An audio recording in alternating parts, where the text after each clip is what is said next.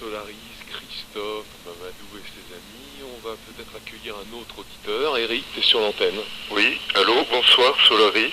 Eric. Je baisse la radio. Voilà. Oui, donc ce principe masculin et féminin m'évoque plusieurs choses. Allô? Oui, je t'entends, hein. Ah, je lève un peu le son. Alors. Voilà, je t'entends, hein. D'accord. Donc pour moi, ça évoque plusieurs choses. Le principe masculin, ça pourrait être, disons, la source.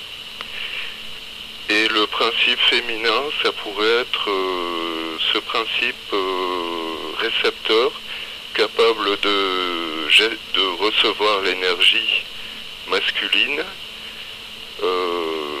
capable de gestation et capable de faire ce travail d'alchimie à partir de cette énergie masculine.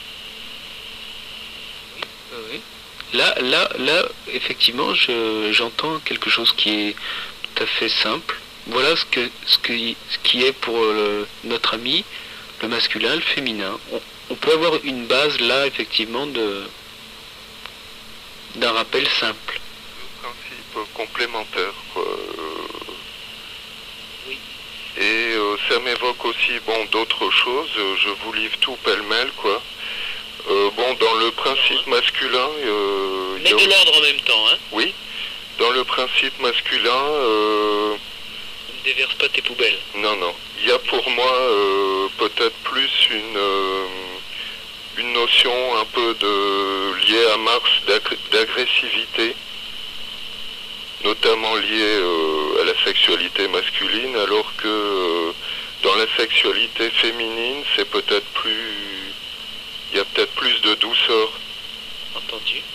Et peut-être que dans la sexualité masculine, il y a ce phénomène d'agression, quoi, de pénétration. Entendu. Et puis il y a aussi, ça m'évoquait autre chose, donc le principe féminin qui est un principe d'attractivité, d'attirance, dans lequel la femme se part de toutes ses plus belles couleurs, ornements, Oui. et donc l'homme, principe masculin, qui répond à ce stimuli féminin. Voilà ce que tu as envie, hein, en quelque sorte, de Voilà. la polarité masculin-féminin. Voilà. Et est-ce que ça, en toi-même, en tant qu'être humain, disons, tu touches en toi-même que tu peux être en même temps le masculin et le féminin incarnés. Le principe est là en toi en tant qu'être humain. Ah oui, bien sûr, oui. D'ailleurs, je sens bien les deux aspects en moi, quoi. C'est-à-dire, tantôt, c'est peut-être plus l'action, c'est Mars, et puis tantôt, c'est plus le féminin, la réceptivité, la sensibilité, le côté réceptif, quoi. Entendu. La Lune. Et alors, maintenant, une dernière question de ma part. De ce constat des principes que tu as vu pour toi-même, et que tu vois peut-être de façon vaste pour tous les hommes, à partir du moment où tu le comprends peut-être pour toi-même, est-ce que tu as pu, sur cette base de principes, comprendre sur quoi reposent justement les difficultés ou les conflits humains dans lesquels se trouvent beaucoup d'entre nous en tous les cas, en nous-mêmes et dans la relation homme-femme par exemple, ou en fait entre tous les êtres humains?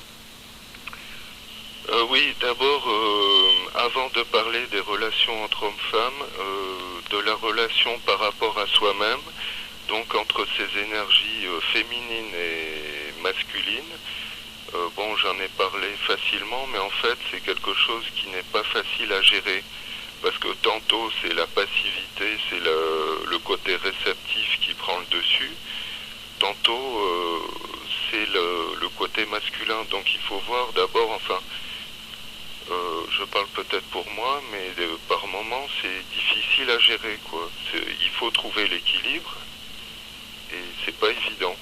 Voilà, là déjà tu nous alertes sur le fait que c'est pas évident comme tu dis, de gérer les deux principes dans un même homme, être humain.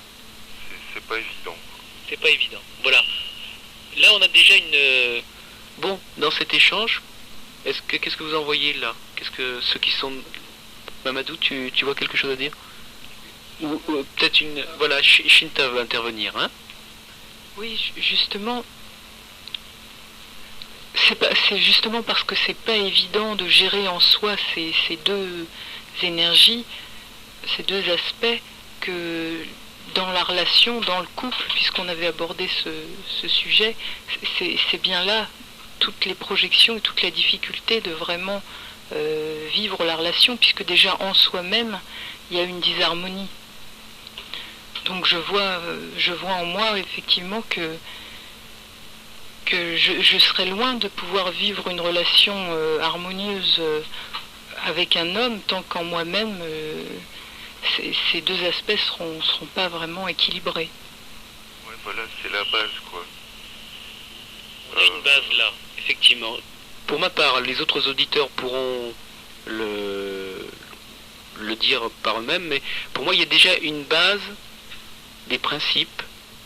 Sur cette base-là, on voit que s'il n'y a pas harmonie des principes en nous-mêmes, principe énergie, selon ce que j'ai entendu, et effectivement, je peux le dire en termes aussi de principe d'énergie masculin, féminin, il semble bien que s'il n'y a pas harmonie de ces principes, eh bien, tous les problèmes sont là. Et alors, d'un autre côté, j'ai envie de dire qu'il y a conflit, enfin,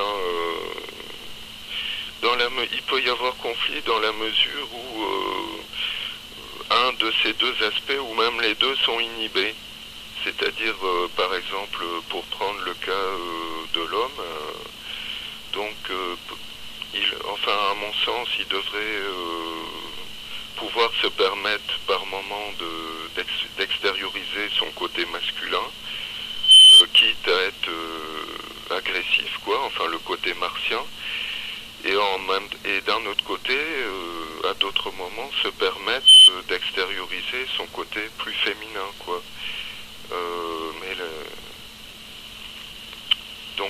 Mais là, il y a tout un phénomène d'éducation, de société, d'acceptation par rapport... C'est un conditionnement, là. Tout à fait. Il y a Eric, qui a une amie qui veut aussi peut-être laisser résonner quelque chose. Moi, je voudrais dire que cette disharmonie dont parlait Shinta tout à l'heure, je la ressens vraiment beaucoup, dans le sens où, bon, pour moi d'abord le féminin, c'est le monde du concret, c'est le monde de la forme, c'est le monde de la terre, de la création dans le physique. Et le masculin, c'est le souffle, c'est le verbe, c'est les mots pour moi. Et cette partie-là est vraiment difficile et inhibée chez moi. C'est pour ça que chez l'homme, chez les hommes vers qui je suis attirée, c'est ça que je recherche. C'est cette qualité de... c'est les mots. Et en fait, je dis ça pour revenir à cette idée d'être en harmonie avec le masculin et le féminin en soi-même, pour dire que bon, bah, moi je sens ce problème, quoi, ce manque, ce vide, voilà. Oui, je trouve ça très intéressant. D'ailleurs, il y a la même racine entre mater et matière, donc mater c'est la mère. Et bon, moi aussi, je ressens des difficultés parce que par moments, ce qui me gêne dans le côté féminin, c'est l'aspect justement très concret, quoi, très terre à terre. Mais je crois que j'ai aussi des leçons à apprendre par rapport à ça. Merci Eric, là pour l'instant, si tu veux, tu pourras réintervenir dans la nuit, mais on laisse place à d'autres. Hein, là, on a quelques petites miettes blanches. Voilà. Merci, à plus tard quand tu veux Eric, mais là on laisse... D'accord. Au revoir.